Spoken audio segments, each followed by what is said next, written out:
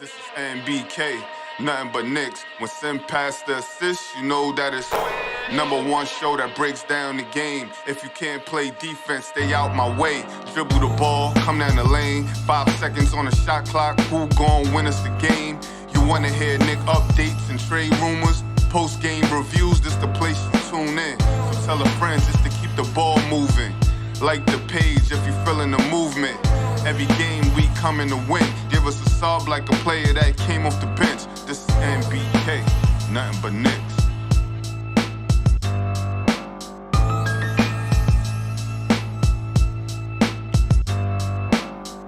Knicks family, where I'm at. There we go. Knicks family, what's popping, man? See, even the Knicks got me messing up. You know what I'm saying? Fourth quarter, end of the night, they got me messing up, not executing well. What's popping with your Knicks family? The Knicks lose, as expected, in almost a similar basketball game to the game we just played the night before, 2 days ago, whatever it was. The Knicks lose 123-108 to the Philadelphia 76ers as they embark on a 7-game road trip. This was #1, first game in the road trip. They dropped it, ladies and gentlemen. The Knicks fall to a season high, 12 games below 500. And, you know, I got my man Tony Crow here. And to all of you out there, it's gotten away, man. 12 games below 500. You don't rebound from that. You got to have, you got to do something miraculous to rebound from that. But we're going to go ahead and break this game down. We're at the point in the season where, we don't focus on the wins and losses, like Tony was just saying. We focus on the development of players and, are the things that we can take out of these last 20-some-odd games and package it and use it for next season. And that's how we've got to analyze the game now. Then, of course, we talk about draft picks and so on and so forth. Who should stay, who should go, and all that good stuff. Yes, ladies and gentlemen, 123-108, the New York Knicks lose to the Philadelphia 76ers. The Knicks were once again led by R.J. Barrett. I've been saying I want to see R.J. Barrett try to take and put this team on his back, and he's attempting to do so, ladies and gentlemen. You got to give it to him. He is attempting to put this team on his back the best way that he can. He needs help. He needs some people to step up. Julius Randle stepped up today for the most part, for most of the game, but nobody else did. It's just like that for the New York Knicks, man. I got Tony. I got Steph here. Let me read down the box score to you. You probably know it already, but we'll talk about it anyway. R.J. Barrett, as I just said. 30 points for R.J. Barrett, 6 rebounds, 7 assists. His game is becoming more and more well-rounded. It's one of the things that I'm really looking forward to watching down the stretch of this season. He shot 43.5% from the field, and he shot 37.5% from the three-point line. He also shot 87.5% from the free throw line. All right, so that's nice to see. It's nice to see. Julius Randle. Somebody was asking, how come Julius Randle and R.J. Barrett never play well in the same game? Or how come Julius Randle can't play well on the same night that R.J. Barrett is playing well? You got a good portion of that tonight. Julius Randle, 24 points, 6 rebounds, 3 assists, shot 43% from the field. He had a better first half than second half, that's without a doubt. He shot 75% from the free throw line. All right, again, 24.6 rebounds, 3 assists. Then from there, Emmanuel quickly had 11 points. Mitchell Robinson had 10.7 rebounds. Alec Burks, 9 points. Evan Fournier, 3 points. Cam Reddish, 7 points. Taj Gibson, 5 points. Obi Toppin, 4 points. Got to get help, man. You got to get some other guys that can put the ball in the bucket. Because the Philadelphia 76ers and other teams around the league got guys that can score the basketball. Joel Embiid leads the 76ers in points, 27 points, 12 rebounds, and 4 assists for Joel Embiid tonight. James Harden, 26 points, 9 rebounds, 9 assists. He continues to play an efficient basketball game with a lot of assists and a lot of rebounds. Just a straight up triple double threat every time he touches the floor. Tyrese Maxey, nice night for Tyrese Maxey. 25 points, 4 rebounds, 3 assists, 58% from the field, 66.7% from the three-point line, 87.5% from the free throw line. Tobias Harris, 14 points. Matisse Thybulle had 10 points. Pretty much a similar game to the last game, ladies and gentlemen. Tony, what's popping with you, man? What's going on, fam? Shout out to the chat. Peace, Queen. Feels like it's time. Yeah, just like you alluded to, or I alluded to before the show, like I don't even feel disappointed or angry or it doesn't hurt anymore. It's like I'm looking at the game from a whole different perspective and trying to analyze individual growth and things to look forward to.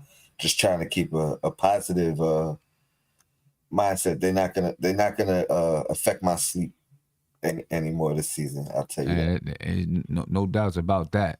You know what I mean? And it's hard because of the expectations that a lot of people had for the season, but it's almost the only way that you can continue to pay attention to the game. Because listen, when the Knicks were up 14 points, I didn't even get excited. Right? Because I knew what was going to happen. I knew Philadelphia was coming back, and that was without a doubt. I had no doubts in my mind that Philly was going to make a run and probably take the lead. You know what I'm saying? And we talked about it in the pregame show. The Knicks need to learn how to hold the lead. How do you hold the lead? Right? And they can't do it. I don't know if it's lack of adjustments. I don't know if it's because, when other teams step up, they're unable to step their game up to another level. This was something last season that I worried about all season long. That the Knicks had to play so hard to be good that later on in the season, this was last year, later on in the season, they weren't going to have the energy to sustain. And I also felt like when other teams, especially good teams, were able to step up, that the Knicks had to play so hard throughout the game that they didn't have anything else to step up to. No next level. No next level. That's happening this season. There's no next level for the New York Knicks. You know what I mean? So they can come out strong, they come out hard, and it's like they come out at the top of their game, and then it's all downhill from there. Because when other teams adjust and figure out what the Knicks are doing, the Knicks have no way to readjust to the opposing team. It's difficult, man. It's difficult. When I'm sitting there, doing other things while I'm watching the game, because I pretty much feel like I know the outcome. Feel like I've seen the game, 50 times already this season, the same game. Steph, your thoughts?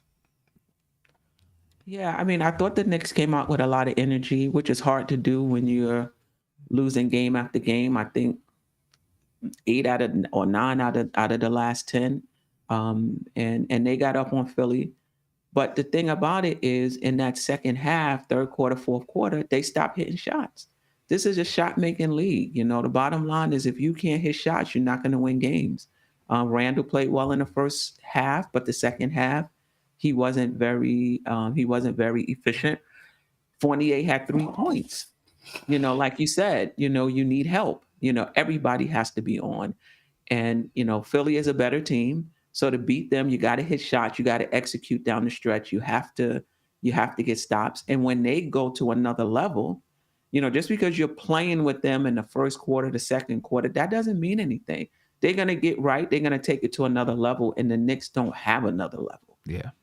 So that was the game. They don't have another level whatsoever. And, they don't have another level.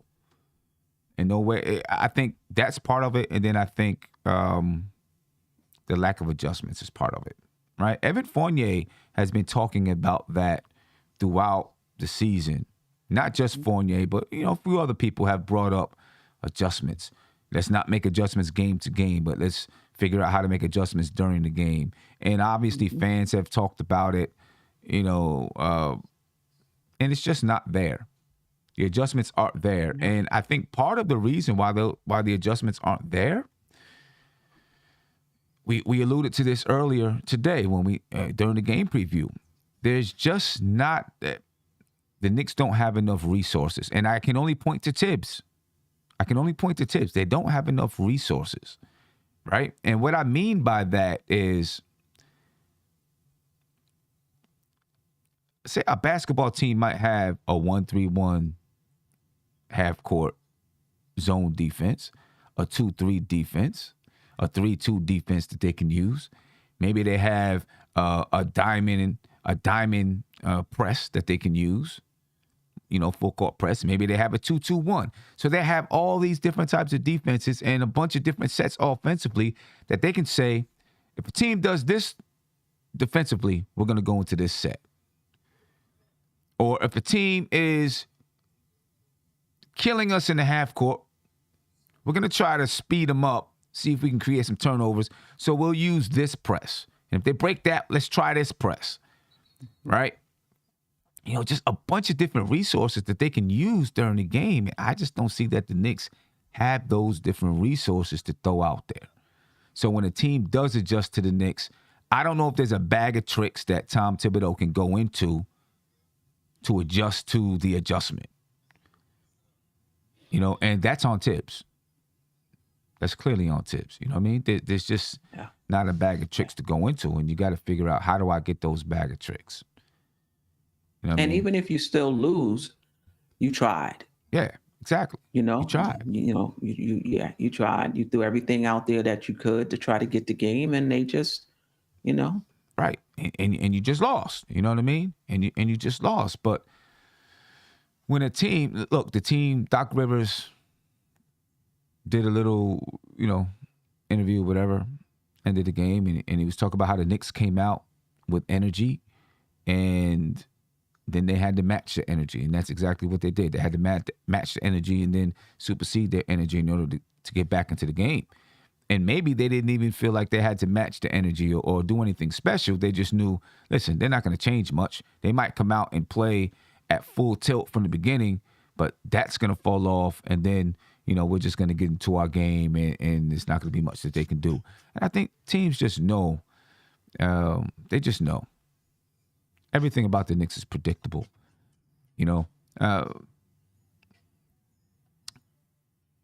It's at the point for me, if I'm coaching staff, that I know the season is done, and I'm it's time to experiment across the board.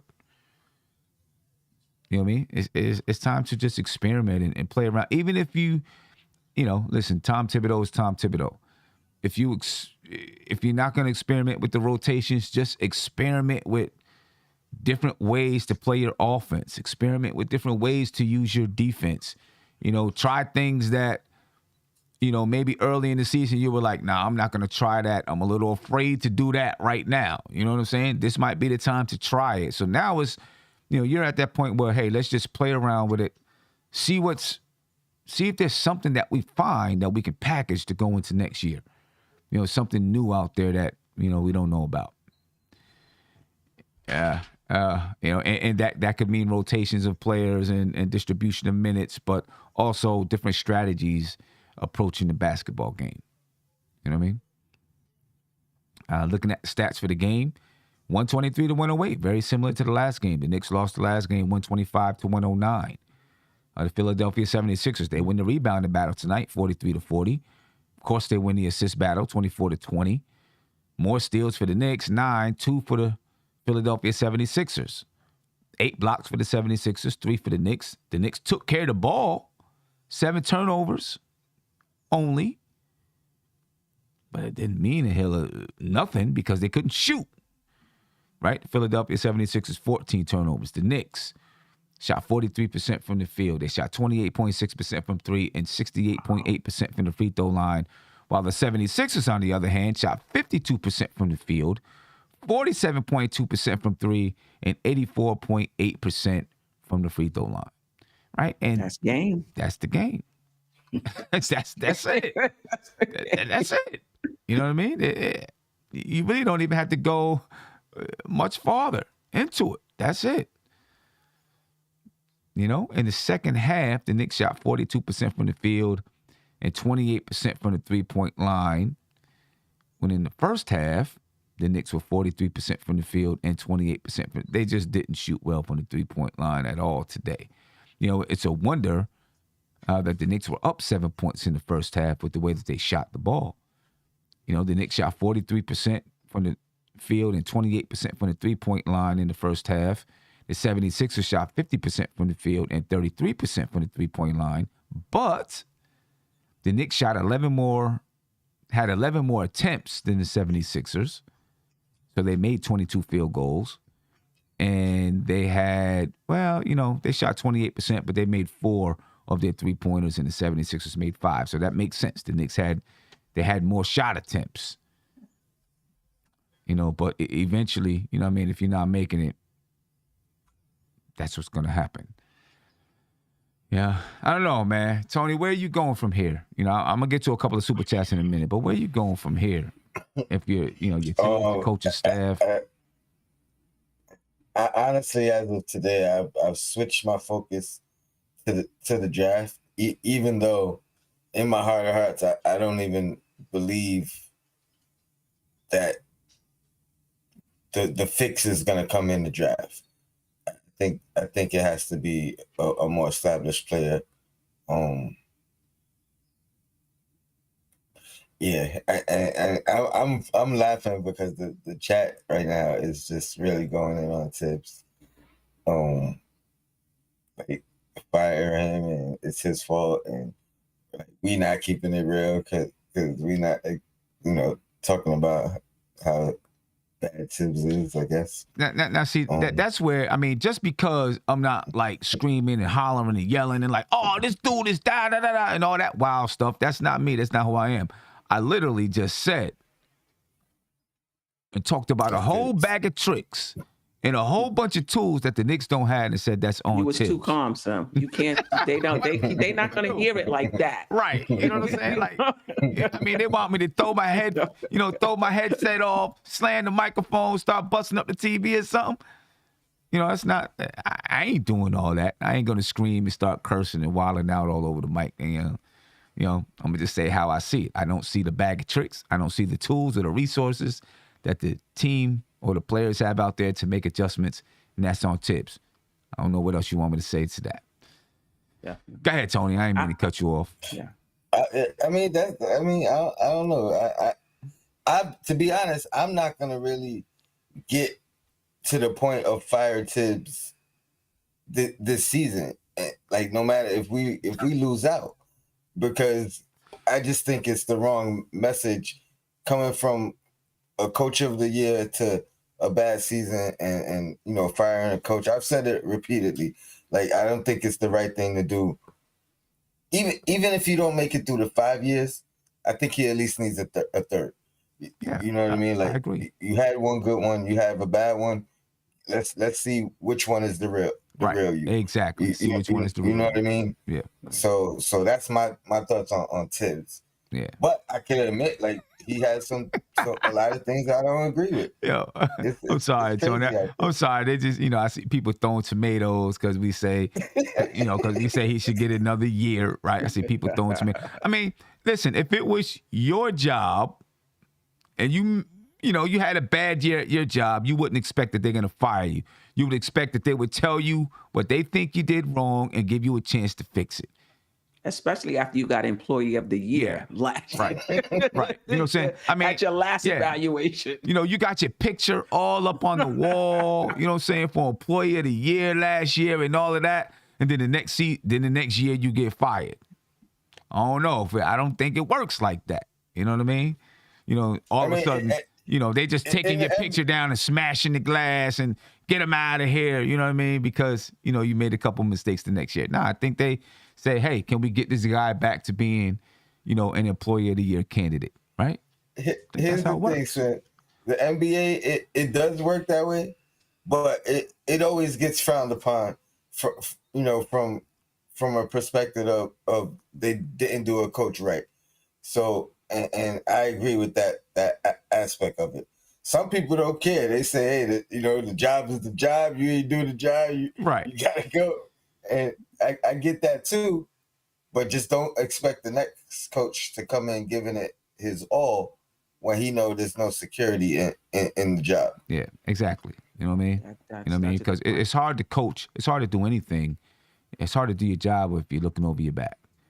You know what I mean? Yeah, and you're just scared to death. You know, it's hard to do your job. Now, next year he comes in, and you see the same things, then you say, all right, you know what, this ain't working. It's time to move on and do something else. But, like you said, Tony, one good year, one bad year, you got to give a chance to see which one is the real, Right. And then the front office. But to answer your original question, Sim, I think at this point, cutting you could still try to win. We're not talking about intentionally losing, but you could still cut the starters' minutes a little, and you're still trying to win. You could still, play Cam more minutes while you're still trying to win. Right. I don't see where we're going to be worse, cutting Burks' minutes back a little bit and playing Cam a little more. I would like to see IQ in the starting lineup, only so that we can put Burks back to the bench, which is regular position. And I would like to see McBride played in that second unit, and I don't think our chances would be much less, quite frankly. I mean, I'm not for intentionally tanking. I'm not for, let's get these guys experience for next year. It's just we're not playing well. These guys are not playing well. Who's next? Who's up next? But one of the issues the Knicks had at the trading deadline was that a lot of players weren't seen. And so the other offices, front offices, didn't know what we had. So if the Knicks want to do some wheeling and dealing in this off season, which they have to do because they don't have salary cap space, I think it helps to have something on tape, as they say in the NFL. So Right. So the front office can see, these players, and when the Knicks are offering them, or if they are offering them, there's something that they can point to. Yeah. Von Allen said, "I know the real Julius Randle, though." I mean, listen, if you want to go that way with Julius Randle, at the very least, he had 3 years. He had a bad year, a good year, and then a bad year. And if you want to, go with that, at least, 3 years logic, you can say, maybe this is the guy, and you're ready to move on from it, right?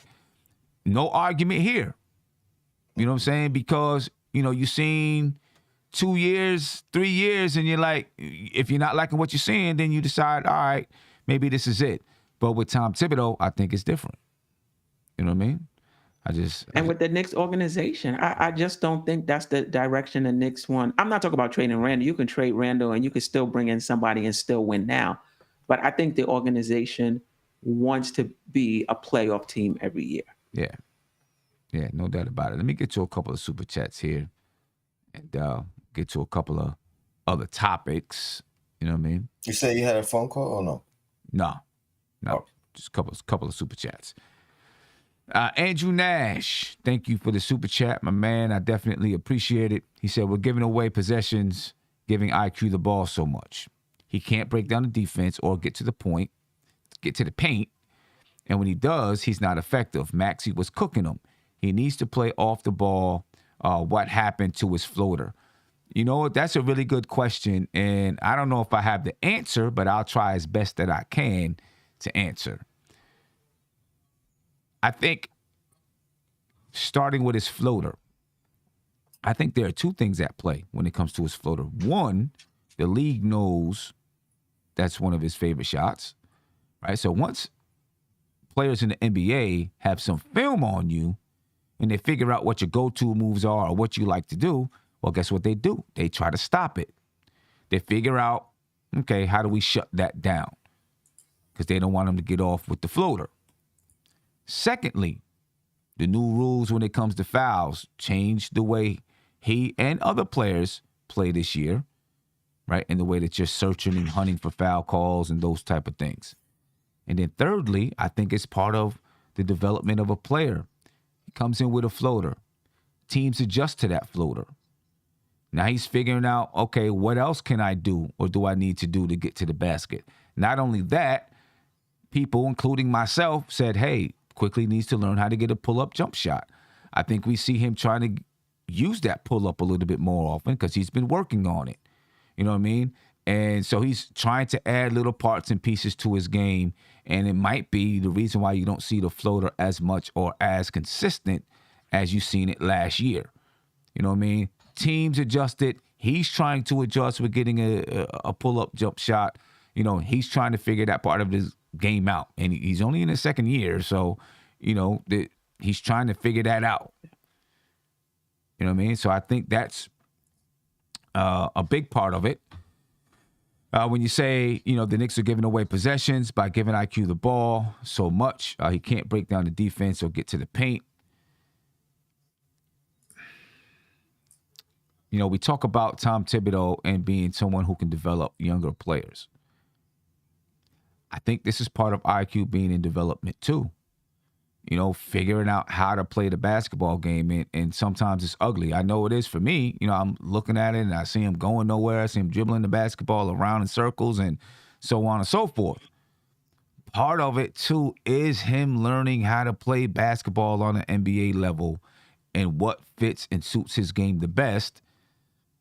And Tom Thibodeau and the team figuring out how to use him the best. I mean, and people are going to say, oh, this is coach speaking this and that. But it's kind of the way it goes, right?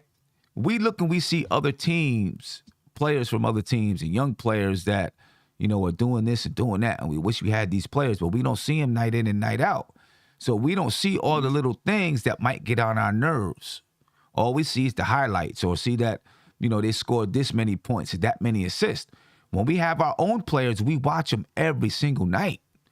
So we look at all these things that starts to get on our nerves with them as a player, you know, but every single team and every single player in the league goes through a development period. Well, I mean, are probably always developing until they reach their peak, you know, and they go through their game changing and ups and downs and figuring out how to play. And you know, that's what I can describe about IQ. He gets on my nerves. There's no doubt about it with some of his decision-making and the things that he does. But I also understand that's part of the development of a player. I mean, whether it's in the NBA or in college or in high school, you know, there's a developmental process, and development just is ugly. That's the painful part of youth. Development is ugly. You know what I mean? Lewis Wilkinson. He said, I truly get a headache when I witness Tibbs' coaching ability. He does not know what he's doing. Second half is disgusting to watch. And when he does challenge calls, and when he does, he challenges calls, and what is Burks giving you? Listen, I can't argue with you about what Tibbs is doing right now and the way things are going. You know, I'm not happy with, nobody's happy with the way things are right now. You know, nobody's happy with Alec Burks being out there at the star point guard spot right now because it's just, you know, it's not doing anything. And clearly the Knicks are 12 games below 500. But, you know, I get it. I get it. We were talking earlier, Steph, about the Knicks consistently being able to get up for games, right? They were able to get up for this game again. Do you think they're going to continue? They'll be able to continue to do this? And if they do you see that as a testament to the team, as a testament to Coach Tibbs, as a testament to the team? If they're able to consistently throughout the stretch of this season get up for games and compete? I do, Sam. I don't know if you've gone through this, but I've gone through, as a coach, seasons in which we weren't good, seasons in which we've got blown out by a lot. And you could see the confidence dipping. And it took work on the coaching staff part to keep their spirits up, you know, to remind them, you know, that you got to come out and you got to give that effort, you know, every night, win or lose. And sometimes we were able to do it and sometimes we wasn't. But I think it's the same professionally. And I know guys, people will say, well, they're professionals. They should do that anyway. Yeah, they should. But they're also human, and they also looking and seeing that the season is over. Doesn't look like we're going to make the play in. So if they are able to do it, I think that is a testament to the coaching staff and a testament um, to the players. So at the end of the game, I saw Julius Randle's shoulders drop. Like here's another one. Right. And I thought about what we talked about in preseason. Like, I don't know if they're going to be able to do it in terms of just getting up for each game and giving it your best shot. Right. It's a tough task to do. I don't care how many millions you're getting. It's still going to be a tough task to get yourself up. I mean, it's some things that money can't control, and emotions is one of them. Tony, what do you think? Well, I got a question. What do you think about the people who argue shutting events down is the smarter thing to do from a long-term perspective? The guy who said it, he said he's not necessarily calling for tanking either. He's saying just play the young guys. Basically what I've been saying too is play them to see what you have for the future, because at this point you're risking an injury if the games are meaningless. Right. I mean, well, one thing is it's no way you're only going to play the young guys, right? Because you only got 5 of them, 5 or 6. So there's going to be other guys that play regardless. You know what I'm saying? I think it's about the distribution of minutes. And, just playing the young guys doesn't equate to tanking. And I know people are going to disagree. To me, tanking and playing the young guys are 2 totally different things. It's just 2 totally different things. Tanking, you purposely even if you're playing all the young guys, you got on the floor Miles McBride, Obi Toppin, Cam Reddish, R.J. Barrett, Jericho Sims, and you're up by 20. You say, oh, no, let's get Fournier in. Let's get this guy in. Let's get that guy in because we don't want to win this game. To me, that's tanking. You get what I'm saying? And the logic is those guys aren't going to be tanking. They're going to be giving it their all because they're not used to playing. They don't know if they're going to be playing next year. You know what I mean? So as much as it's really a open audition in the sense that these guys are fighting for their careers, their minutes, their situation, whether they're going to be traded, whether they're going to be re-signed, and all that. So it makes sense. Yeah. To me, as long as the preparation stays the same. Right. Right. And when you go out, you're trying to win basketball games. I don't care who's on the floor. Just go out and try to win basketball games. And, if you lose, you lose. You know what I mean? But your preparation remains the same. You got scouting reports on the other team. You're saying, okay, what are we going to do to be successful in this game? You know what I mean? If you're doing it with the young guys, you're doing it with the young guys. But also, let me ask you this, though. If you are planning, and who knows what the front office is planning, but if in your plans, next season, you're like, well, we're going to have Fournier, we're going to have RJ, we're going to have Randall, right? We're going to have these guys next season. Are you still trying to build for next season, though? And wouldn't that mean having those guys out there on the floor? Now, it definitely would. At that point, I mean, at some point, if you're torn between two or 4 guys, you're gonna have to give them the equal opportunity to see what they have. You know what I mean? Otherwise, you're in the same boat next year. Like if you're trying to decide, let's say now, granted, Grimes is out, but if you're trying to decide between Grimes and Quickly, or trying to decide between Grimes and Cam, they both get an opportunity now. But if Grimes was here, you would want to see, you know what I mean, both of them on the floor at the same time, or I don't know. I mean, I think really right now, the at this point in time, it's all about Deuce. Because tonight, every young player that we have on the team, Arch Diacono, I'm not worried about him as much. I don't know what the Knicks' plans are for that guy. Mm-hmm. But right now, it's about Deuce. Deuce played 1 minute and 15 seconds at the end of the game. Everyone else, Jericho Sims played 12 minutes. Maybe he could play more. Taj Gibson played 13 minutes tonight. Obi Toppin played 15.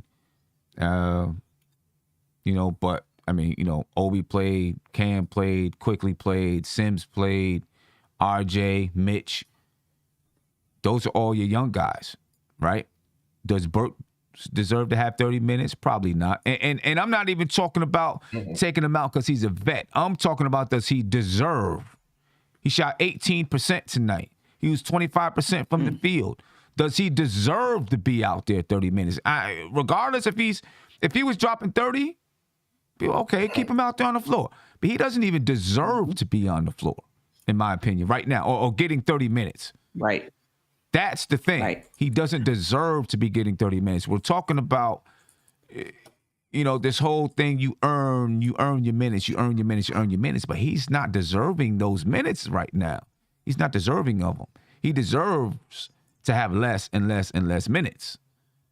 You know what I'm saying? Because it's not like, for example, if RJ Barrett's having a bad game, he's still going to give you, however many rebounds. And Alec Burks tonight did give you some rebounds, and he gave you 4 assists too. I'll give him that. But RJ's going to give you better defense. He's going to give you rebounds. He's going to do some other things out there on the floor. So many other nights when Alec Burks isn't doing those things.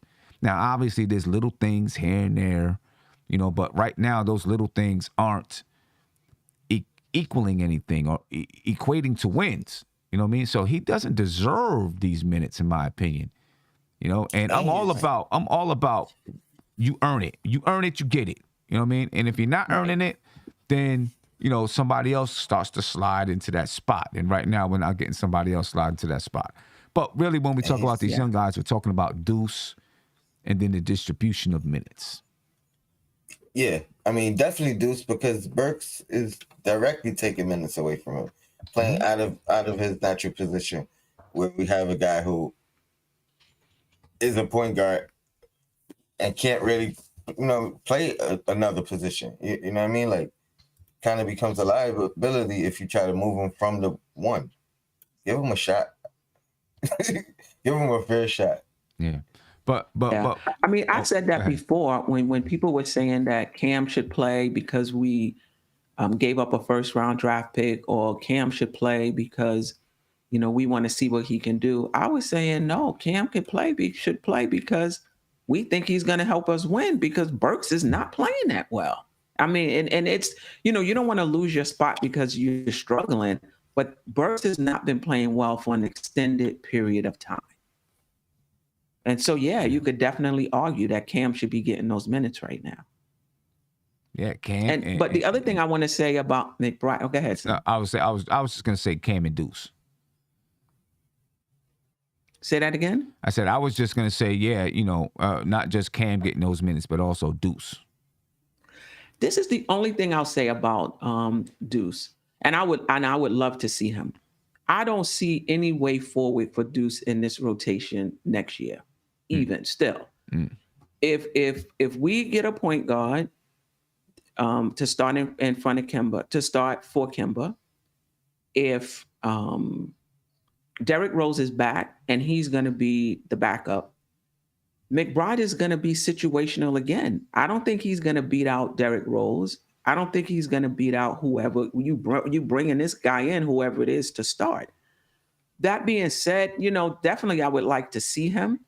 But I don't really see a path forward for McBride being in the rotation next season. Do any of you? The only path that I see is, sorry, Tony, the only path that I see is if IQ is no longer here. It's the only path that I see.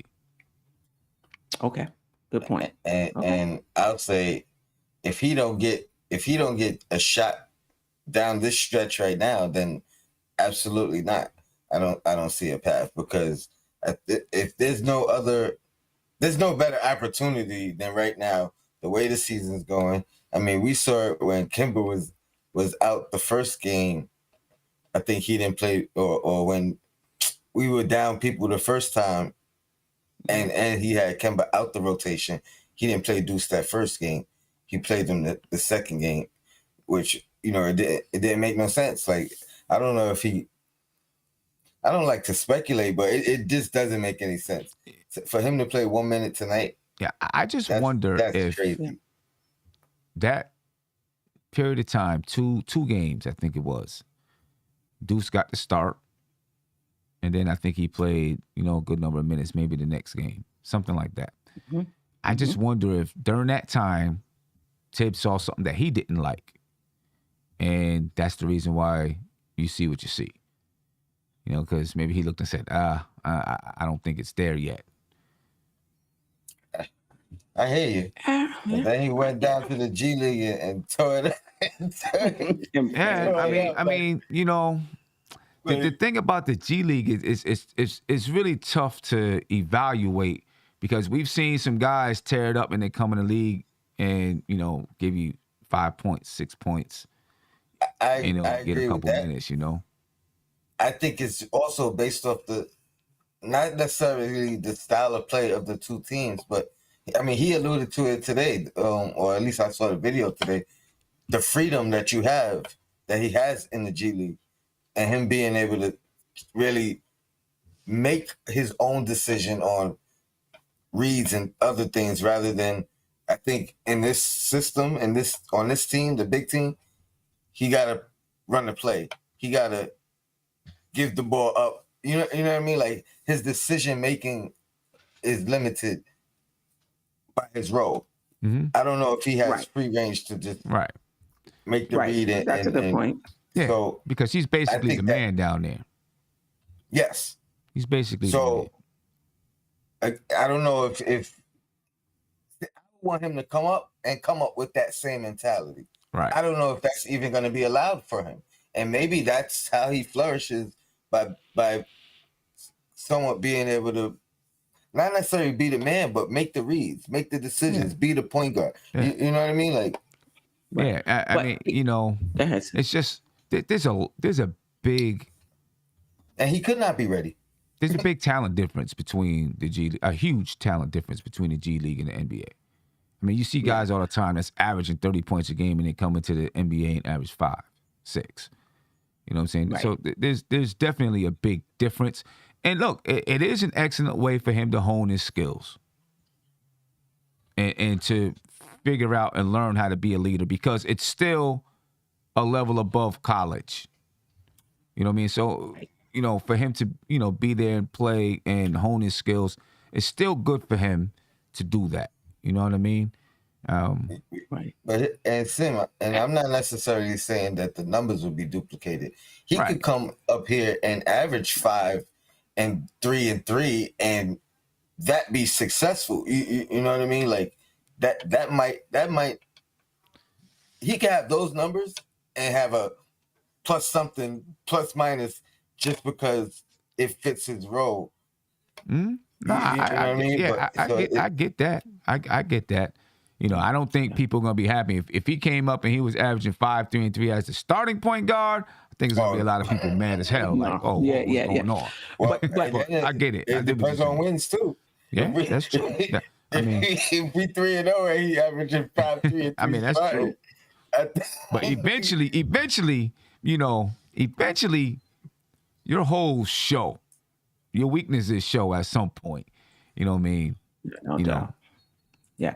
But I'll say this also, even though there may not be a path forward for McBride next season that I can see, this season though, with the injuries, with Kemba not being here, with Derrick Rose being injured, I think there's a path for him to play. Yeah. Like we talked about, you move IQ to that starting unit, he can be the backup point guard because, to me, I feel like those guys are not playing. He's a point guard. He should be, kind of next in line, right? For this season, and that's not happening. And I would Yeah. love to see Burks go back to that second unit, which is his role. Right. And it rebalances the lineup, right? It Because rebalances the lineup. if you were to say, okay, Deuce is going to play, but he's going to play in the second unit, and you kept quickly in the second unit. Now you talk about two small guards, and then Cam, and then Obi and Jericho Sims. But if you put Burks back in that second unit and start Emmanuel quickly, it's rebalanced. Now you got Deuce, you got Burks, you got Cam, Obi, Jericho Sims, and it's a balanced lineup. And then IQ And you don't lose the starting and you spot don't balance. lose the switchability. You don't lose the switchability, right? You have a clear-cut rotation. You're bringing Deuce in for IQ, clear. You're bringing Burks in for Fournier. You're bringing Cam Reddish in for RJ Barrett. You're bringing Obi in for Julius Randle and Sims in for Mitchell Robinson. A clear-cut substitution pattern that's easy to follow. Easy. You don't have to do much thinking about that at all, right? Clear-cut. And I think it gives Deuce more freedom. Like, I wasn't advocating for him to start because he'll have more freedom in the second unit. It'll be closer to his role, you know what I mean, in the G League than obviously if he's starting and playing with RJ and Randall. But is it just that Alec Burks is a veteran? Or what else is it that Tom Thibodeau sees that says he should be the starting point guard? But you know what, Sam? We talked about this. I don't think he's in a traditional point guard role. RJ and Randall handles the ball. He handles it some. The Knicks offense is not one where you're going to have this point guard, a traditional point guard that's running the offense and everybody is playing off of them. So that's not really his role. I think Tibbs is looking for somebody that can play on and off the ball. So, when RJ is bringing it up, when Randall is bringing it up, that guy can at least play off of them and get some shots. So I kind of understand that, but IQ could do that. IQ can do that. I think he has him at point guard because Burks is best with the ball in his hand. But I also think that would be a better advantage for him in the second unit where he can focus on being the best. He don't gotta really focus on facilitating. He don't gotta focus on missing RJ cutting and or gotta give it to Randall. Like he can literally be his best self. Focus on his game. Like you know what I mean? Where he microwave scorer. Yeah. I guess first impressions just last a long time with Tibbs. You know what I mean? It must be because last year, he would use Alec Burks in that point guard spot sparingly every once in a while. Mm-hmm. You know what I mean? And it would work, right? Because something like that can work. If he's like, okay, every few games you got to use them, or in spurts you got to use them, and it's successful. But like I just said, over longer periods, your weaknesses are going to show up. You know what I mean? And obviously this season, his weaknesses at that position have shown up. And I think it's led to his inconsistency in play. You know what I mean? And what he does off the bench and, thrust into the starting lineup, coming off the bench. Got to play point guard. Got to play off the ball. He's a journeyman. You know what I'm saying? He needs his role, just the role that you rocking with. You're going to come in and be a Vinny microwave oven type of dude for us. You know what I mean? And shoot the ball. And, that's what we want to do. Come in and shoot it. And just let him rock with that role. Yeah, Tibbs just, takes a long time to break away from that impression of a person or a player for Tibbs, I guess. Yeah. And a long time to get into that good graces too. Right. Exactly. That's true. And once you do. Yeah, right. Mm-hmm. Yeah, once you are in there, once you're within his circle of trust. That's why I think Grimes is safe. I'm telling you. Yeah. I feel like I don't see a path. Well, it's going to be tough trying to get all these guys into the rotation next year if we're not making changes, trades. Definitely Leon Rose has got to see it and know that you got to do something. so that you can have, because, people always say having more talent, you want to have as much talent as possible, right? The only thing with that is it can cause issues, right? Because if you have too much talent, then now you got guys that aren't playing that maybe deserve to play, or getting less minutes that probably deserve to be on the floor, and not saying that they deserve to be on the floor over another player, just they deserve to be out there because they can play basketball. And so now you got rotation issues and all these type of things, where when you really do balance your lineup, you got guys at the end of your bench that they don't deserve to be on the floor over somebody else. Right. You know what I mean? And, those are the guys that are on the end of your bench. I mean, realistically, the 10-man rotation realistically is as deep as a coach probably wants to go. It's very hard to manage 12, 13 players. When people talk about this team does it, that team does it, if you're winning double digits, by double digits every game, 13, 14, 15 points, is a little bit easier to get those guys in. But when you're really in tight situations, in tight games, and you're struggling to win, or you're winning close games all the time and things like that, it's hard to play a 12, 13-man rotation. You know what I mean? I think the only way that works is two things. If you have like specialists, so, or kind of like situational guys, but not in Tibbs aspect, but like these situations actually come up and they, I think, they get but you know what? I think Tibbs has that same type of situational concept. He just don't always use the guys that he says are situational. You know what I'm saying? You need a guy that can knock down a three, and you got a guy shooting 65%, and he be like, throw Burks out there. You know what I'm saying? There you go. But I forgot my train of thought. It's all good though. You can move on. I forgot what I was saying. Yeah, tip situational is two people got like they're in the emergency room and we don't have anybody left. It's your turn now. Yeah. I don't know. The Knicks play the Phoenix Suns on when? A couple of days from now, they play the Phoenix Suns. They go out to Phoenix. Second game on this 7-game road trip. The Suns are down players. Right now, the Suns are playing the Portland Trailblazers. They're up 63 to 48 at the half. All right. And this is without Chris Paul, without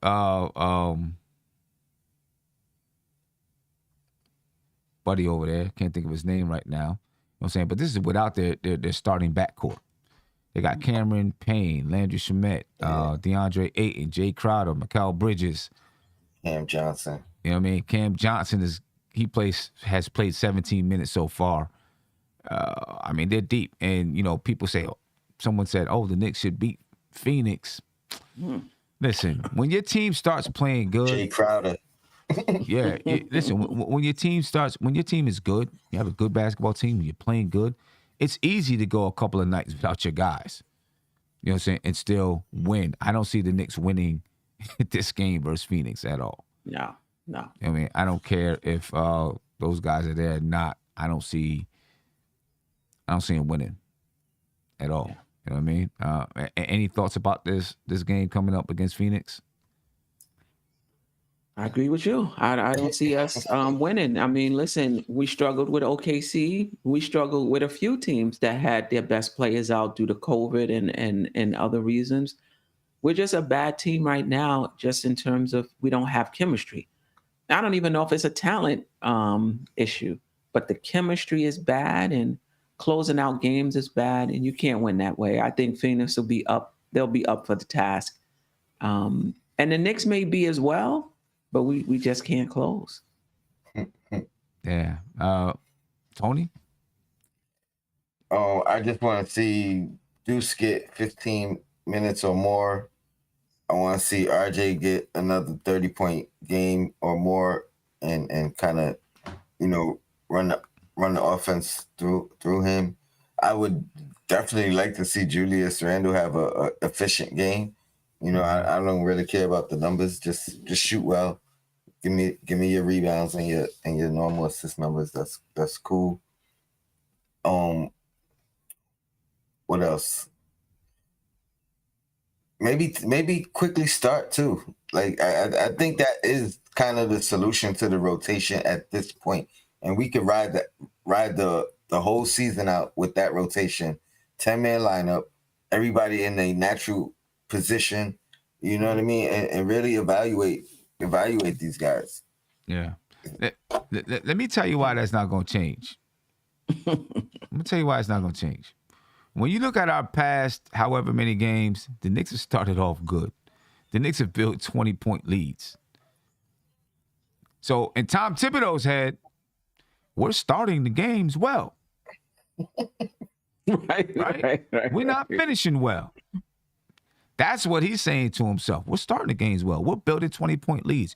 We built the 14-point lead against Philadelphia tonight. Well, We're not he needs finishing. to evaluate what's going wrong in between, Tibbs. Exactly. That's what you it know is. what I mean? Yeah. What's causing this?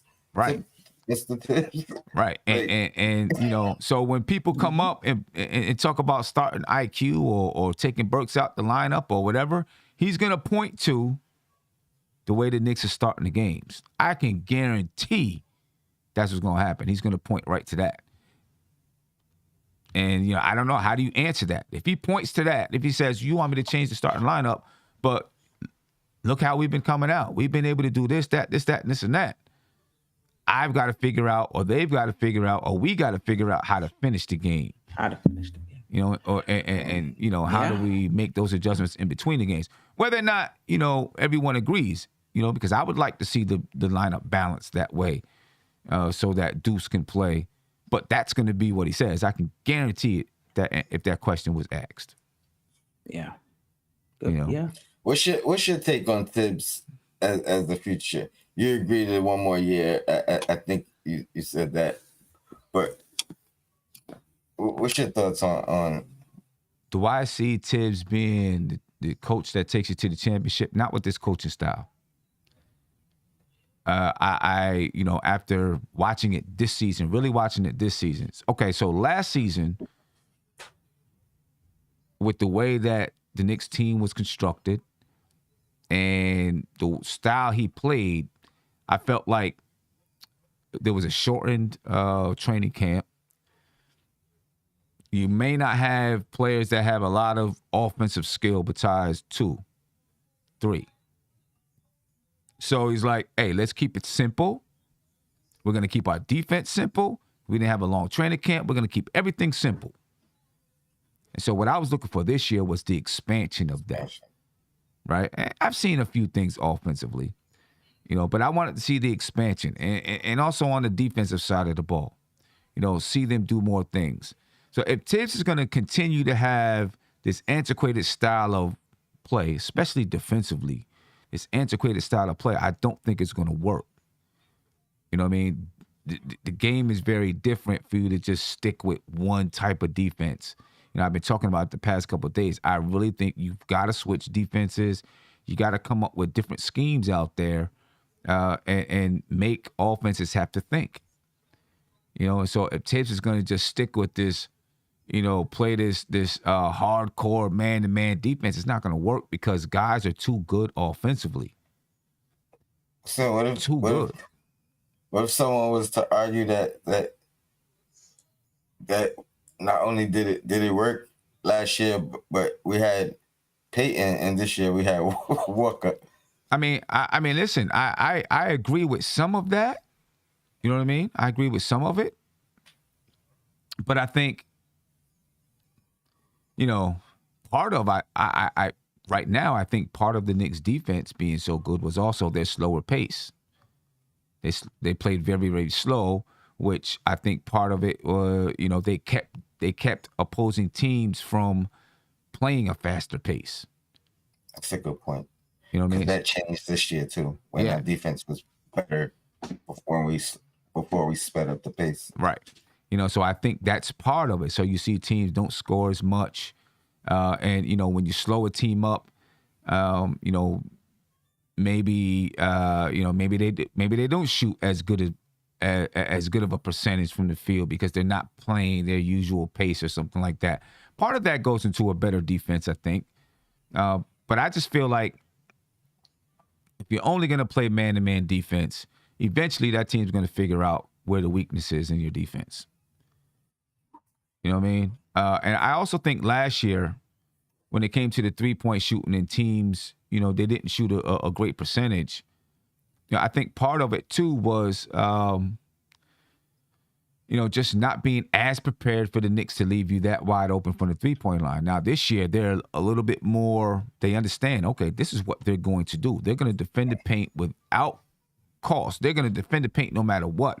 So we're going to be ready to knock down threes. And now we're going to set up schemes to make sure we get wide open from three. And we're going to set up schemes in the way that we use our chips on the board, our chess pieces, to make sure that our shooters get open from three. You know what I'm saying? And so I think it changed a little bit that way. That's why I think you got to have different schemes because there's barely a player in the league that if you just go straight up one-on-one, that someone's going to stop them. I mean, even your best defenders, they're not going to lock down a guy where this guy just can't score the basketball. You know what I mean? So that's why I think zone defenses help. And then they hide guys like Fournier. You know what I mean? You can hide bad defenders within that system. So I think Tom Thibodeau has got to update his defensive style, maybe update his offensive style, if he's going to win consistently in today's NBA. I think it's antiquated, which may be difficult for Tibbs because he's come up under a certain style and, he may not be ready to change. Well, I guess we will see, if he's ready to do that or not. But this is Tom Thibodeau after tonight's game versus the Philadelphia 76ers. Let's hear what Tom has to say. Yeah, but, we didn't close the second well. We started third. We got back on our heels. Sort of recovered, after the first 2 or 3 minutes. And then the end of the third was problematic for us. How much longer, you guys had 20 assists tonight. You don't play with a guy who has his history of playing point guard with NBA minutes. I mean, how much longer do you have faith in those kind of point guardless lineups before trying to get That's the best we have. So that's what we're doing, and they're capable. So just put it on the point guards is not. I thought we played very well in the first half, and we didn't play well in the second half, and more concerned about our defense than our offense. We were scoring plenty of points. And there it goes right there. He asks, how long do you keep rocking with a guy that's not really a point guard? He's talking about Alec Burks, and that was the answer. That was the answer. It's not on the point guards. That's not the reason why. There you go. And that tells you right there. He ain't changing it anytime soon. He's rocking with it. He ain't changing it. See what else he got to say. We got to the line. You don't see high assists because of the amount of free throws we got. But you got, it's not just tonight. You guys are last in the NBA in assists. Is that? Well, I think part of it too is you also have to look at the free throw attempts. We're fourth in the league in free throw attempts. So that's part of it, So. You said I'm more concerned with the defense. Yeah, like we gave up 68 points in the second half. So I'm concerned about that. We got to find a way to win. That's we're doing some good things, but we're not doing enough of them to win. This team is a very good team. We came back out of the break playing Miami and Philadelphia twice. And so, it's a good challenge. It tells us where we are, tells us what we have to work on. So we're going to go from there. But defensively, the concern, Well, I'm concerned about everything, but, the main thing is our improvement, our daily improvement. So that's where the focus should lie. So that, and that's what we have to do. the fouling the last few games, is that, do you view that as a Well, the same thing. Like, so we got to the line a lot. They got to the line a lot. The last two games. So, how's the game being officiated, and are we adjusting to that? And we'll go through the film, and some of the fouls are they're good fouls. They're aggressive, a rotation. We're late, a step, whatever it might be, or it's the physicality of the play. Other ones are, whack downs that are, like we shouldn't do. Those are mistakes. Those are mental mistakes that we have to fix. I mean, you got Phoenix next. I mean, you had 4 straight teams over 60% winning. Yep. I mean, how tough is this line for you guys to come out of the break with this type Well, and that's the NBA schedule. Like, sometimes it's in your favor, sometimes it's not. But I like this. It tells us exactly where we are. It tells us what we have to work on. It tells us a lot of things. So just lock into the game. And look, if we play for 40, you're on the road. And, we're shorthanded. We got people out. So we have to play hard as heck. We can't take any possessions off, right? And to give ourselves a chance to win. Margin of error is very small right now. But that's okay. That's the challenge of the league. All right, come out every day. Put everything you have into it. Get better. That's what we have to do. But when you think of a run like this with 16 losses in 19 games, is it tough to keep up morale? I mean, how do you judge Nope. that right now? You got to be mentally tough. There's different things that happen in this league. So sometimes you can go, and you see it all the time, where a team and you don't know what changes it. It could change the next day. It could be a play. It could be a game. It could be a situation that turns it, and that's what you have to believe in. If we put the work in and we do the right things, the results will work out for us, and that's where I want our focus to be. So we got a lot of young guys that are playing, and there's going to be some mistakes. That's part of learning, and as I said, the intensity has to be great every possession. All right, ladies and gentlemen, that is the New York Knicks YouTube page. Make sure you go check it out. So you subscribe to the channel so you can check out all post-game interviews, etc., etc. Any thoughts about what you heard, Tony? I see a lot of people saying insane, calling insanity, Any thoughts? I don't got nothing to say about it. We've heard it before. Basically. Right? Basically. Yeah. And I think this team is so far gone. I'm not even sure what can help it, at this point. So Yeah, and you keep saying, I don't know what he's saying to the team, right? Part of what he's saying is correct. You keep fighting, you trust your work, you keep working, continue to work hard, try to get better every day, and you start, one of these days you're going to start to win, or you're going to have success, whatever success is to you.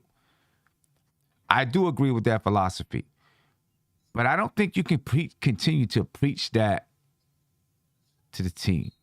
I mean, listen, right now, I'm coaching a basketball team, and I know we're young. We're not in the NBA, right? And we're not winning a lot of games, right? And, yeah, we preach win hard. I mean, practice, work on your skill, get better every day, every time you step on the floor. But we also look at small goals. And we have little goals that we're trying to focus on throughout the season. You know what I mean? In each game. So the game is not always focused on winning or losing. This is a very young team, right? So it's focused on specific goals. And how do you accomplish those different goals? So that keeps that team motivated, right? Because they know they're trying to get turnovers down, get their rebounds up, increase their field goal percentage, increase their three-point percentage. You know what I mean? But that philosophy has worked for us, right? We're now in our state playoffs. We've won enough games and played enough tough competition where we're the number one seed in our division. Okay? Now we're focusing on winning. But how do you keep an NBA team motivated when it's always about winning, and you're not winning? How do you focus on, can you focus on those smaller goals to try to keep the team? I think that's what you have to do, even though it's an NBA team, and it should always be about winning because they're professionals. But I guess you do got to break down. You can't just say work hard, work hard, work hard. You got to give some specific things for them to work hard on and some goals for them to work hard on, I think, in order to keep them motivated. And, it's almost like at this point, you got to play a game within your own team. You know what I'm saying? Now you're no longer competing against the competition. You're competing against yourself. I don't know. I mean, how does he do that? I mean, he's going to say to us, keep working hard, da-da-da. I hope that's not the same exact thing he's saying to the team. I think there has to be a little bit of a different message. I don't know. What do you think, Steph? I know you said you've coached some teams like so. that. How did you keep them motivated? Yeah. So if we were having trouble closing, we would, focus on that last 5 minutes, and we would talk about this is closing time. So when we got into that 5 minutes, everybody would have in their head, this is closing time. And then we would talk about in practice on the board and in practice, what you need to do during closing time. You need to take care of the ball, can't do turnovers. You gotta hit your shots. You're not going to be 100%, but you got to at least take good shots and give yourself a chance, and you have to rebound. You can't give up second shots. But the point is, we had a few bullet points in that last 5 minutes that we knew we needed to do if we wanted to close. And there would be times I would even call a timeout, it's closing time. Mm-hmm. This is closing time. And because we've talked about it so much, it did allow them to kind of lock in and be like, okay, this is closing time. This is what we need to pay attention to. Yeah, and understand those things. Mm-hmm. Right. So I hope that's what, something similar he's doing with them. Yeah, because the message has to be different than just work hard. Right. And it's going to happen. You got to give them some things to work hard on. And hopefully that's what the message is, and that's what he's doing. Giving them some things to say, you got to work hard on these specific things right here. Mm-hmm. Not just we got to win or we got to close, but like you said, this is what you do when you close. Right? Now let's focus on these things. And even in shoot-arounds and in practice, when you have practice time, especially for this team here, situational basketball, situational practice. Right. You know what I'm saying? Right. Put 6 minutes on the clock and say, white team is up by 6.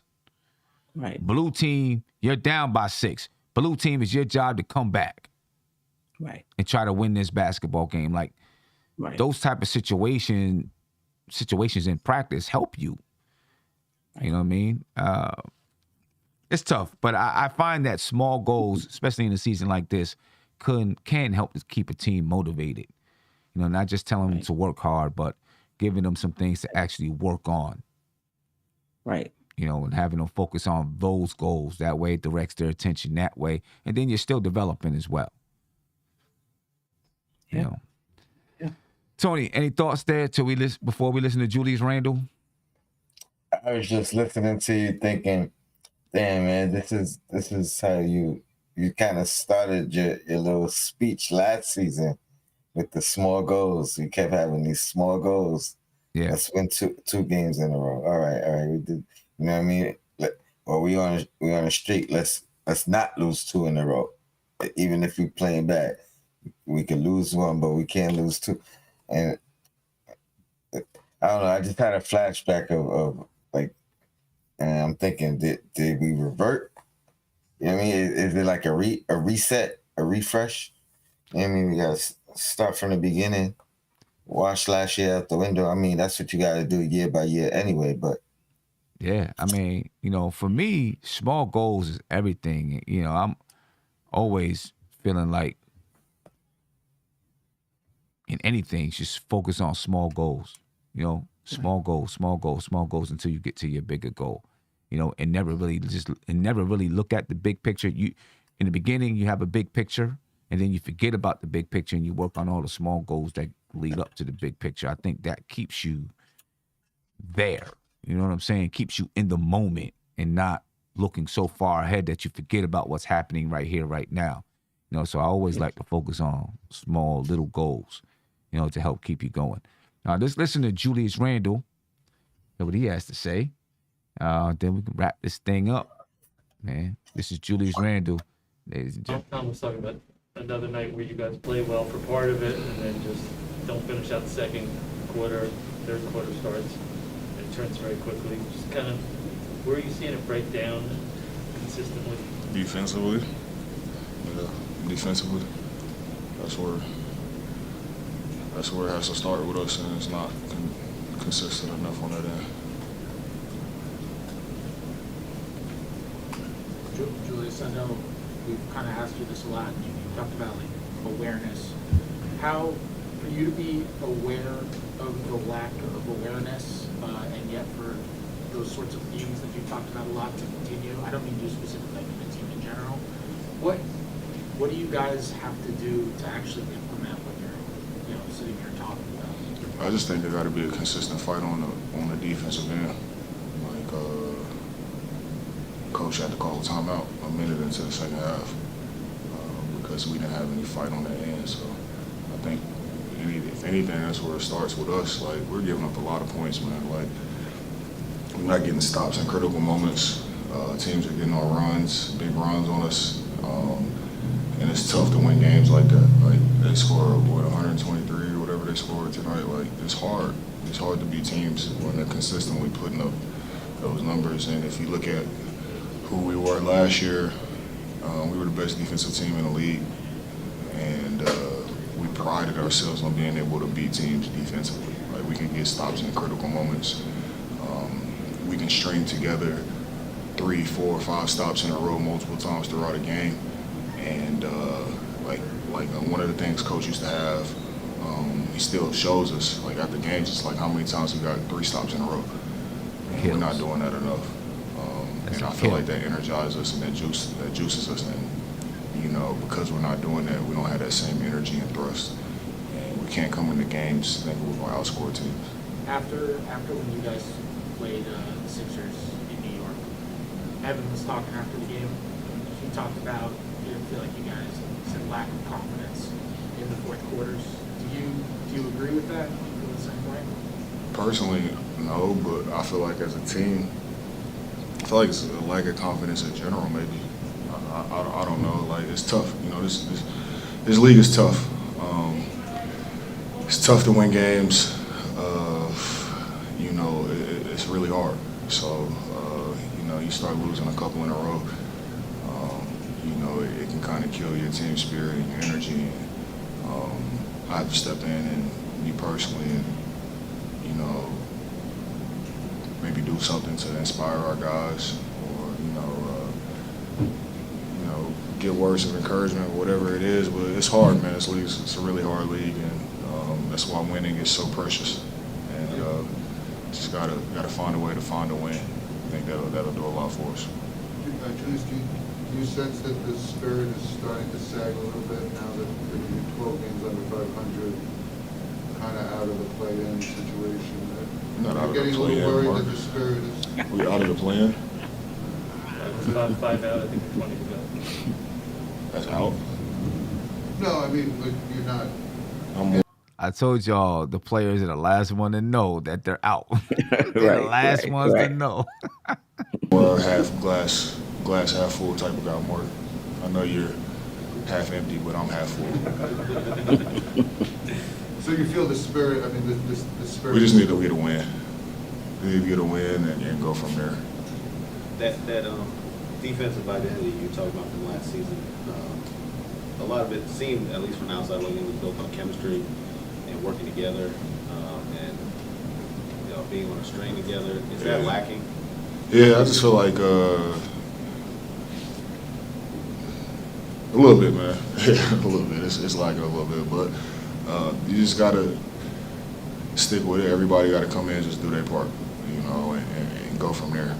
It's tough. Like, guys are really talented in this league. They can really score the ball, so and you're guarding the MVP, you know, obviously it puts a lot of pressure on your defense. So it's tough, but we can't give up. Like, that should never be an option. So we just got to keep fighting until we find a way and keep going.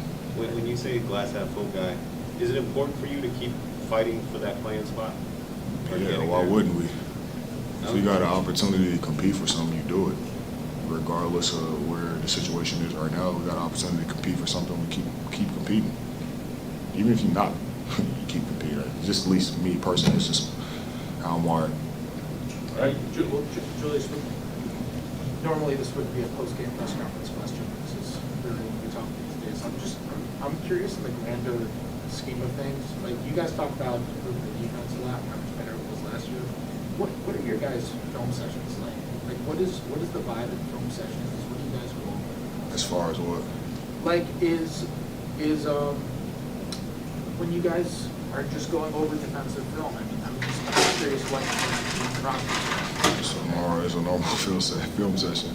Like, coach breaks it down and what we're supposed to do, and you know, and then we go out there and practice it, and you know, try to create good habits and try to have carryover to the game. I think, you know, the biggest thing is from the beginning of the year to now is just having the carryover consistently.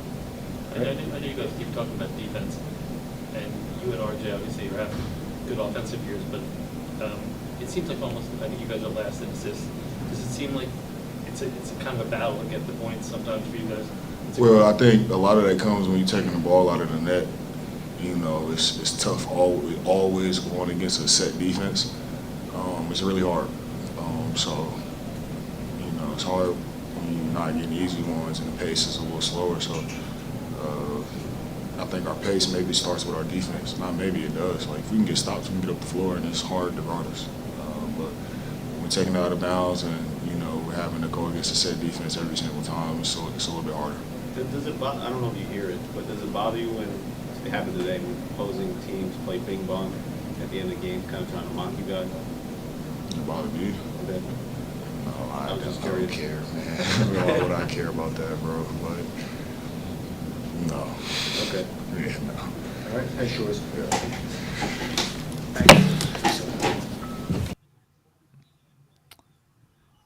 You know, that was one of the best questions that I've heard in the press conference. You know, just asking them about the,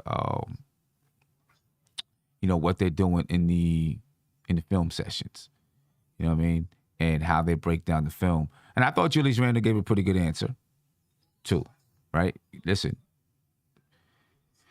coach goes over what we should be doing. We go out there and practice it, but now it's got to translate to the basketball game. I thought that was a really good question. I would like to hear reporters ask more questions like that. You know what I mean? Obviously, they're not going to give you details about what the coaches are talking about, but you do want to know that they're breaking down things that they're doing wrong and then trying to execute it on the court. You know what I mean? Now, why isn't it translating over? That's another question altogether. You know what I'm saying? I don't know. Any thoughts about that? About this press conference there? Yeah, I mean, one, they still trying to win. They losing, but you know, and I thought that anyway. You know, if you mathematically alive and you're a competitor, you're gonna still think that you have a chance. So that's the way you want them to think, actually. So they still going forward, even though with every loss, it seems like we get further and further back. I haven't even checked. I think unless somebody else lost, I think Charlotte even beat Cleveland today. You know, so it's getting worse, but you know they're still competitive, and you know he made a good point about them having to go against a set. Basically, what he's trying to say is a good defense helps your offense. Yeah. You know, and if you're always taking it out the basket, now you're always trying to score against a set defense. It's going to be harder to score, and it's going to be harder to get those assists. And I think Tibbs made a good point too. Don't discount the free throws. Mm-hmm. You know, in terms of that might have been would be assists. You know, so right. Yeah. You know, I like what he said. that last year, I don't know if they're doing it this year, right? But last year they used to keep track of how many times they got 3 stops in a row. We do the same thing. We call it kills, right? If you get 3 stops in a row, you get a kill. And we calculate how many kills we get throughout a game, trying to continuously increase the amount of 3 stops we get in a row. Like those are little stats and little goals right there that keep you going and keep your mindset in the right spot. The way he said last year, we used to count how many stops we got in a row, how many times we got 3 stops in a row, leads me to believe it's not happening this year. I think the stops aren't happening, not that they're not counting them. Oh, I mean, I don't know. You know what? I just thought he said last year we used to count how many times we would get 3 stops in a row. You know what I'm saying? I don't know if he, it just kind of led me to believe that maybe they're not keeping that count this year. I heard it as they weren't getting it. Oh, maybe Like maybe that's it. Maybe they're just not getting it. And I hope they're still keeping the count and still Right. looking at it, saying, okay, how many times do we get 3 stops in a row? Because continuing to do those little things, you gotta do the same things. They asked, was the defense on the string? I don't know. He was trying to find a way to speak around it, but I don't think he could. He was just like, yeah, we're not on the string. And I think he was trying to, he probably didn't want to, obviously he's got to include himself in that. Definitely. You know what I'm saying? And that's some things I would like to hear him say, listen, it starts with me. I got to do this, and this, and not, he didn't push the blame on any one person. He always said we, but I would always like to hear players say, I got to do my part too. It starts with me. Yeah. I mean, I would like to see. I agree. We talked about Tibbs earlier. I agree with you, Sam. I'm not sure he's the coach to take us to a championship. And I said that after the Atlanta game, after the Atlanta series, that I wasn't sure he would, be that coach. But I thought he would be, good enough for where we are right now. So I would definitely like to see him back. I would like to see him back though, with a Tibbs constructed team. Like to hear Randall talk about the defense and all, that's all every time he speaks a lot, he talks about the defense and how it's not like it was last year. That's their identity. You also have to wonder if that's demoralizing for him. No excuses for his play, no doubt. But if that's, demoralizing, just seeing guys score baskets and not be able to get stops in critical moments. I would like to see the front office put a team together that's a Tibbs type of team and give him the best chance possible. They do that in Miami. There's only certain players that can play for Spoelstra, certain players that can play for that organization, and that's all they look for. And I think when Tibbs is here, we have to do something similarly, or just let him go. If you're not going to give him his type of players, right? It's just not going to work. Right. And Queen, to your point, not only that, but Miami will think you're built for their roster and make a mistake and ship you right out. No hesitation. They don't, you know what I mean? They're not looking at how it looks. You know what I mean? Right. You gotta give them their props all the way around. And I hope that Leon Rose is the same way. Leon Rose and those guys and Tibbs. I know when it was rumored that the Knicks were looking to trade Fournier, some other guys that they signed. Some people, not everybody, but some people were like, "Oh my gosh, this makes it even worse that you signed them and da-da-da." But I'm like, you know what? If you feel like you made a mistake, they don't fit, you pivot as fast as possible and get out of it. Absolutely. You know what I mean? And so I think that's a good move, when you can recognize that you made a mistake and they say, all right, we got to find a way to get out of this and do something else. I want to have someone who's not afraid to admit that they made a mistake and then move in another direction. And it happens all the time, Sam. Yeah. And, Doc Rivers talked about how he was asked about the Knicks. And he said that, chemistry is fragile. And it is. Look at Atlanta. Atlanta, there are no guarantees in this league. Atlanta kept their team for the most part intact after making that run to the Eastern Conference Finals. Yep. They're in the 10th spot, staying pat. We had good chemistry, but we felt like, even despite that, I think we need to mix it up a little bit. We in the 12th spot. So 2 teams that did well, relatively well last season. One stayed pat, one changed, both not doing well. It's a fragile thing. There's no guarantees when you're making trades and you're constructing your roster and signing free agents that it's gonna work out. And it just didn't, and now we gotta pivot. I don't know what we can do given our salary cap, but we got to try to do something. Not much for next season unless there's trades. Unless there's trades, because going into next season, the Knicks are going to be pretty much their salary cap is tilted. It's to the books. It's done. You know what I'm saying?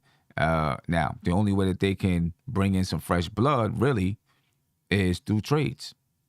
So we'll see if the Knicks make any moves during the draft and during the offseason. By the way, ladies and gentlemen, be on the lookout very soon for information about the draft party that's going to be in Atlantic City. If you didn't get a chance to show up last year, please be there this year. It's going to be fun. It's going to be dope.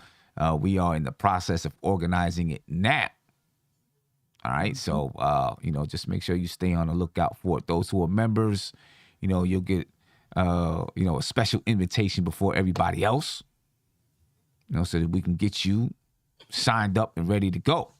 You know what I mean? Because, the Knicks, during the draft, they might be looking to make some moves during the draft this year. They know that they got to do something with the roster. They know that they got to bring in a point guard. I don't think they're going to be relying on a rookie point guard not this year. So they might be looking to do something. So just be on the lookout for that, ladies and gentlemen. Be on the lookout for it. Anyway, I am going to get up out of here, folks. I appreciate your time. Actually, I got a couple of super chats I want to read off. My man, Yellow M1, he said, play the starters 28 minutes and everybody else 20 minutes. Okay, I don't have no problem with that at all. And then Donald Cannon, he said, insanity is hearing the same BS over and over. I mean, is it saying the same BS over and over? No, is it hearing it or is it saying it? I don't know. You know what I mean? Anyway, I'm out. I got to prepare for this playoff game tomorrow. Well, I'm already prepared. I got to get my rest for this playoff game tomorrow. Hopefully we can come out with a win. I don't know. I think we can, but, I got a team that, we can beat anyone and we can lose to anyone. We kind of like that kind of a team. So we're going to see what happens. Anyway, any last words, Tony? Appreciate you, Sam. Shout out to the chat. Peace, Queen. El Black is time. Right. Yeah, Steph? Yep. Shout out to you, Tony. The chat, and should be an exciting off season. There's a lot that needs to happen. Yeah, a lot. A lot. Got 20-something games to get through till we get there. What are we at right now? 25 and 37. So we got like 20 games left on the season, ladies and gentlemen. The Knicks are going to make the playoffs. They got to go on an amazing run. They're going to make the play-in. They got to go on an amazing run. And I don't know. I don't know if it can happen. Just to go 500, they got to be 12. I don't know. I don't even know what the calculation is. But they got to win 12. For 20, 12 and 8. So they got to win 12 to get to be 37 and 37. And then they have to 16. split the rest. Yeah, they need 16 wins. They got to go 16 and 4 to be 500. 16 and 4 to be 500. So we'll see. Got to start with one win. That's what they said. We just need a win. Maybe the win opens the door and the water starts flowing. We'll see. Ladies and gentlemen, out of here. Peace. This is NBK, nothing but Knicks. When Sim passed the assist, you know that it's #1 show that breaks down the game. If you can't play defense, stay out my way. Dribble the ball, come down the lane. 5 seconds on the shot clock, who gon' win us the game? You wanna hear Nick updates and trade rumors? Postgame reviews, this the place you tune in. So tell a friend just to keep the ball moving. Like the page if you feeling the movement. Every game we coming to win. Give us a sub like a player that came off the bench. This is NBK, nothing but Knicks.